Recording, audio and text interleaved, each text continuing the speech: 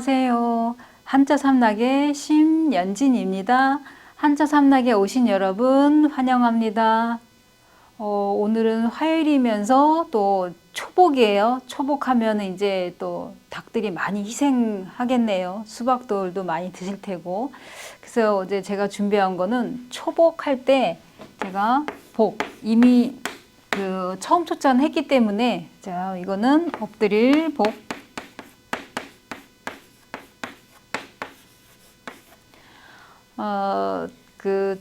우리가 초복하면 이제 처음 초자를 이제 쓰는 거고, 처음 초자는 이미 배웠고, 그 다음에 엎드릴 복은 아직 안 했는데, 오늘 이제 초복이라고 해서 제가 준비한 거예요.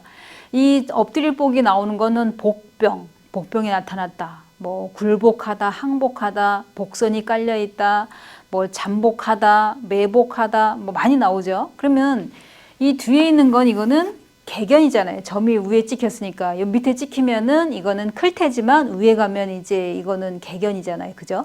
그 다음에 이게 사람인이 나왔어요. 그러니까 여기서 사람이 나온 거는 이제 주인.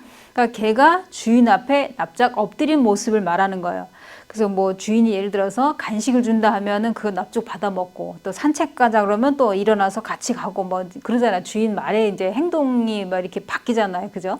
이런 것처럼 엎드릴 복 그랬었을 때, 하나 이제 기억을 하실 거는 이렇게 쓰면은 이제 우리가 항복할 때 이거 써요. 그러면 이거는 항복할 항도 되지만 내릴 강수량, 강우량 할 때 이렇게 글자 하나가 두 뜻이나 그 소리가 두 가지 이상 나오는 거 우리가 전주문자 그랬잖아요.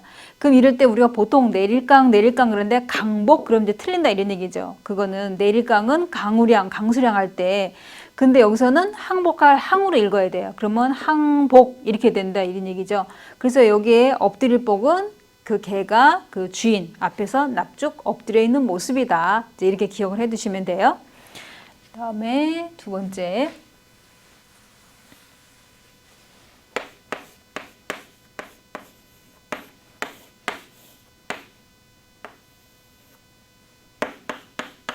자, 이글숙.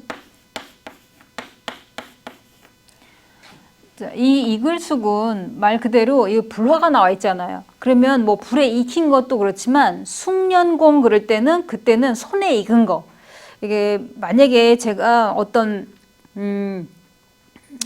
뭘 조립하거나 뭐 이런 일을 이제 처음 이제 그런 일을 한다고 치면 다른 사람들은 베테랑 막 20년, 30년 한 사람하고는 차이가 날 거 아니에요. 속도도 차이가 날 테고. 그러면 내가 봤을 때 그 사람은 숙련공이다. 이렇게 얘기할 때, 그 숙달됐다. 그래서 이 글자 같은 경우에는 우리가 뭐 영계백숙 할 때 백숙 하기도 하고.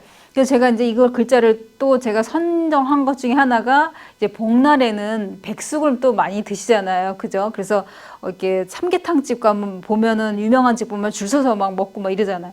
그래서 이글숙자 이거를 선택을 했는데 이 글자 같은 경우에는 말 그대로 백숙할 때는 그때는 이제 불에 익혔기 때문에 익은 거예요. 근데 이런 거 말고 손에 익었다 할 때도 마찬가지로 이글숙자 이거를 써요. 꼭 불에 익힌 거 말고도. 그래서 이 글자는 백숙, 숙달, 능숙하다, 뭐 숙면, 깊은 잠을 잘 때 숙면, 아니면 뭐 숙성했다, 숙련공 할 때 숙련, 이게 다 아주 다양하게 나와요. 이 글자는. 그러면 이 앞에 있는 우리가 보통 누릴 향 아니면 제사 지낼 향, 우리가 뭐 향년 몇 세에 돌아가셨다 이럴 때 이제 우리가 제사 지낸다 이제 이렇게 쓰는 거고, 뒤에는 이건 이렇게 쓰면 자 이렇게 쓰면 보통 우리가 알환 그러지만 여기서는 그 알환이 아니라 뭐냐면 잡을극자예요. 그럼 뭐냐면 제사를 지낼 때 보면은 이제 내가 손에 고기를 잡고 이제 굽는다 이런 얘기예요. 그러니까 굽는다는 게 우리가 보통 제사상에 올라오는 거 보면 그 적이라고 그래갖고 그거를 이제 뭐 이렇게 국거리처럼 이렇게 탕은 국거리로 하지만은 대개는 물기 없이 이렇게 거의 다 하잖아요. 굽잖아요. 그죠? 그랬을 때 그 고기를 익혀야 되니까 굽는다는 데서 자 여기 불화가 나왔잖아요. 그러니까 잡는다는 거는 제사 지낼 때 고기를 이게 내 손에 들고 그거를 굽는다. 이제 이런 얘기인데, 그렇다면 여기 불화를 빼면 이 밑에 점 4개의 불화를 빼면은 누구 숙자잖아요. 요것만 지금 이렇게 쓰면은 이거는 자, 누구숙.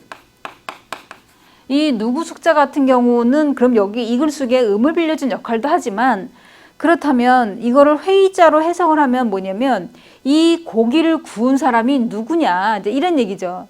오늘 고기 누가 굽니? 뭐 이런다면은 제가 구울게요. 아니면은 이거는 늘 젓거리는 엄마가 했으니까 엄마가 구우세요. 뭐 이런 식으로 할 때, 그래서 이 글자 이글숙 같은 경우에는 제사를 지낼 때 고기를 잡고 그 손에 잡고 굽는다 해서 익힌다는 뜻도 있고, 그러면은 요거를 빼면 불에다 익히는 거잖아요. 그럼 요것만 빼게 되면은 또 이거는 누구숙이니까 누가 고기를 지금 구울 거냐, 아니면 누가 고기를 구웠냐 할 때 누구숙도 회의자로 해석을 해도 이제 그 괜찮고, 또 아니면 이렇게 형성 문자를 해석을 해도 상관없고, 이제 그거는 이제 그 쉽게 외우는 방법대로 하시면 돼요. 자, 그다음에 이제 이응으로 들어가서 원할 원.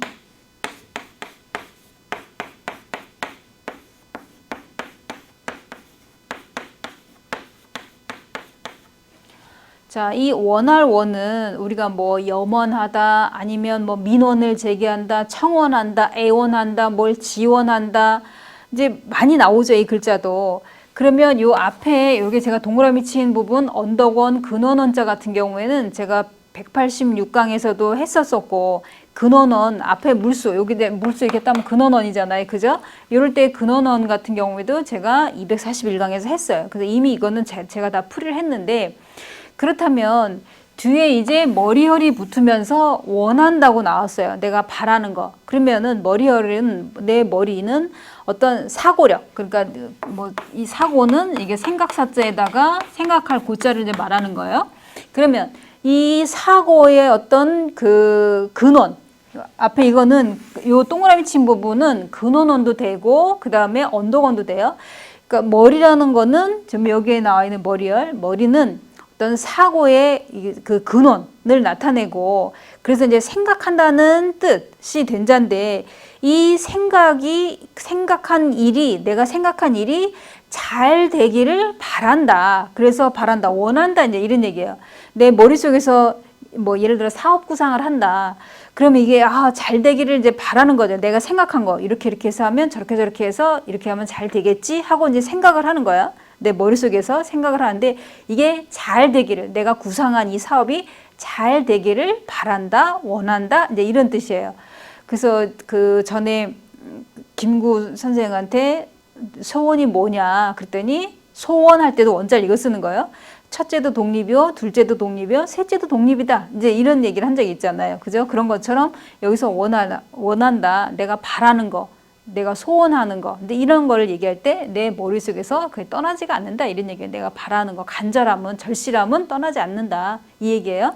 그럼 우리가 오늘 배운 그 엎드릴보, 그 다음에 이글수, 그 다음에 원활원, 세자 여기서 마치고요. 내일 또 수요일 날 새로운 글자로 찾아뵙겠습니다. 지금까지 한자 삼락의 심연진이었습니다. 안녕히 계세요.